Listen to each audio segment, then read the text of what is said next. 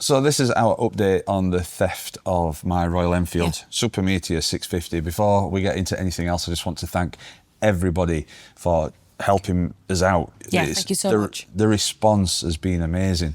It's like having eyes on every street across the UK. People's been sharing it, messaging us if they found something, and we've got loads and loads and loads of information through. Yes. And all that has been very, very useful. So thank you. What a fantastic community. And if anybody needs any help from us with the platform that we've got, get in touch with us and we are more than happy to help you. Okay, so this is what happened. So if you didn't see the last video, basically last Wednesday, which was the 5th of March, I found that my bike had been stolen. The video went out on Thursday, you guys viewed it, shared it, and you were looking round on our behalf.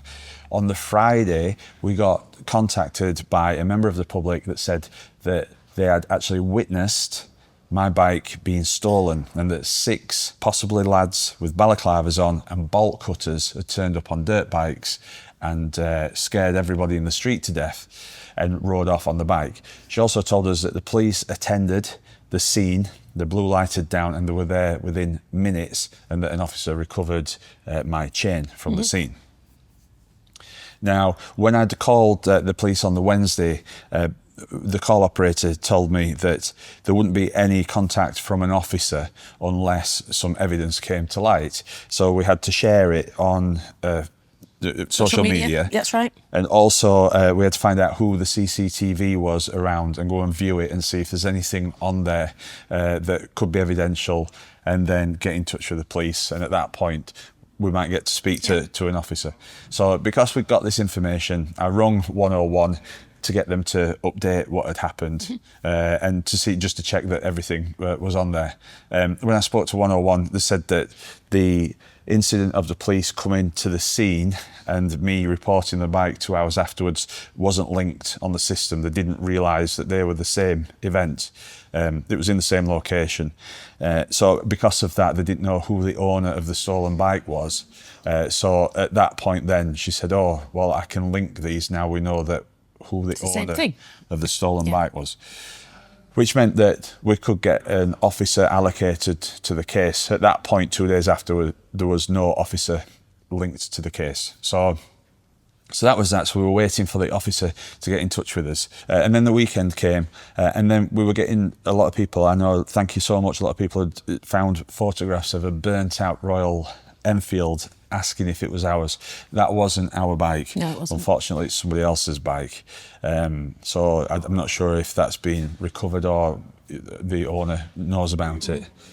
But then what happened was we got some new information that said that they thought that they'd seen my bike in a village in Barnsley. Now, I have to be a little bit careful what I say because there's quite a lot of evidence that's been gathered and it is an ongoing investigation, so I don't want to be putting like all the ins and outs of it, but hopefully I can give you enough so that you understand what's happened.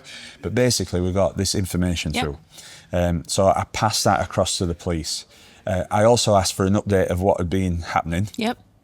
And they said, well, it has been allocated now, the job, to a police officer, but that police officer is on leave, and the job was given to them on the first day of leave. So I had to wait until they got back, really, for them to look into it. So I told them where this bike had been seen. I said that I got some photographic evidence, and I said the street where the bike was. That's right, yes. Knowing that the police weren't, the officer in charge wasn't back for another 2 days, I decided that I'd do a bit of work myself. So I went down to the village that's in question, and within 2 minutes, I happened to gather quite a lot of evidence through observations, conversations, and photographic evidence as well.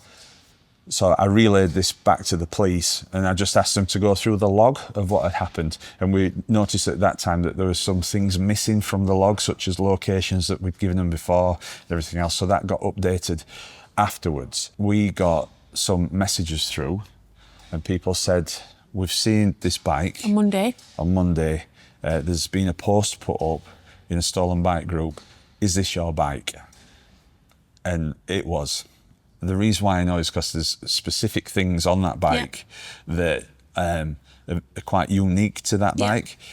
And you could see that that was actually my bike. So we had the photograph of where it was, and we also had a location of where it was. Now, for reasons that I'm not going to go into, I wasn't able to go down to the scene to see the bike. So I called the police, which I think is the right thing to do anyway. Basically, I rung the police and I said, we found the bike, we know where it is. The police said, was I with the bike? And I said, no. And they said, well, where have you got the info from? And I said, people have passed it on. And they said, well, because you're not with the bike, we need to make sure that the bike is there. So you need to go down to the bike to confirm that it is there. And if it is, then call us and then we'll get an officer down when we can. So I explained that I couldn't get down there. But what the call operator said was, they won't send an officer down because there's no guarantees that the bike is there. 20 minutes afterwards, I actually got called, which I was very grateful for, by a sergeant on duty. And he said basically that they can't guarantee an officer goes out, and it will be passed to the officer in the case when they get back on duty on Wednesday. Yeah, that's just Monday. Said, but if, he says, I can circulate that there's this bike knocking about down in this village. So I asked the officer, I said, well, how do we recover the bike? And he said, well, that's a good question. That's kind of how it was left. Yeah.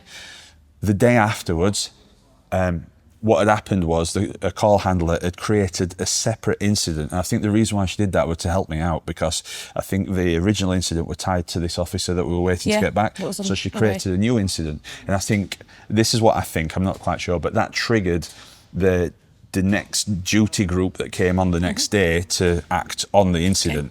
So I got called by another sergeant, really nice guy. I think he's a biker. He seemed to know about bikes. He told me that. And he said, with the information that I'd given him, we were going to go and check it out, which I'm really grateful for. I haven't heard back from him, so I'm not sure if he went there or not. So we don't know. But I was really grateful for that. We got some, you know, some movement. So then Wednesday came around, which was yesterday, and I'd been waiting for the officer in the case to get back. So this is a week now? A week later, yeah. Yep. So the sergeant from that group rung me. He introduced himself. He says, well, we'll come and get a statement from you.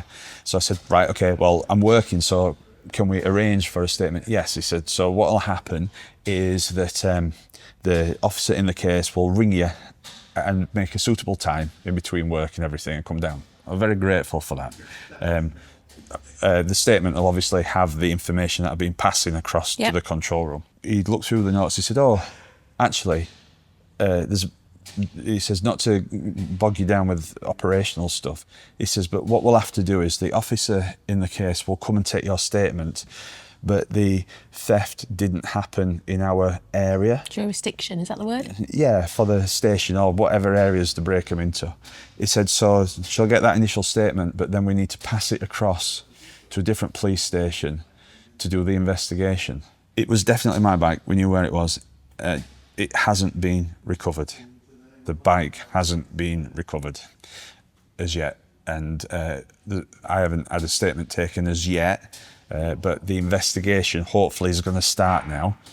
Some fingers crossed we can get some movement. So that's where we are. I'd be really interested to hear what happened if it did happen to you. I hope this video kind of helps people that, and God forbid that it happens to you, but at least there's a bit of a reference point so you can see kind of timelines as to what happens. And, you know, I'm sure it's different across different forces. But that in our area, that's the level of service in this case. Now, that might be normal, it might be better than normal, or it might be less than normal. We don't know. Do we? No. So, there we are. But again, thank you so much to everybody for helping out. So, the search for the bike continues. Just so you know, yeah, the bike legally isn't mine anymore. And that's an insurance thing that I will do another video on insurance where I'll take you through everything.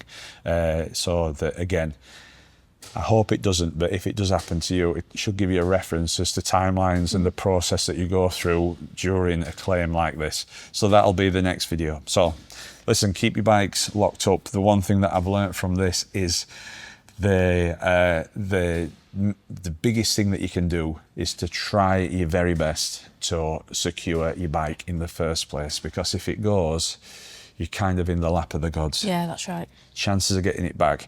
And one thing that I would say is that my beautiful bike from the photographs has been smashed to smithereens. So just to give you some idea of damage, the headlight has been smashed off. I think that's exposed the wiring to allow them to hotwire it. Okay. All the front bumper is all smashed. The beautiful chrome work has got melted material on, probably joggers and trainers. Yeah. The engine casing is all smashed up. The number plate had been smashed off. Loads of scratches on it. Yeah. It's not something that I think it'd be easy to fix anyway. That bike was so cherished. It's really sad. It is sad. And that's just what's happened. So, but my advice before we get into any of the other stuff that we'll cover on this is get your bikes locked up as much as you can. Get it locked up, because there's people out there that do not care how much you've saved or how much you look after something. They just think that they can come and take it. And we'll see if justice gets served for them. Have a good week. We'll see you later.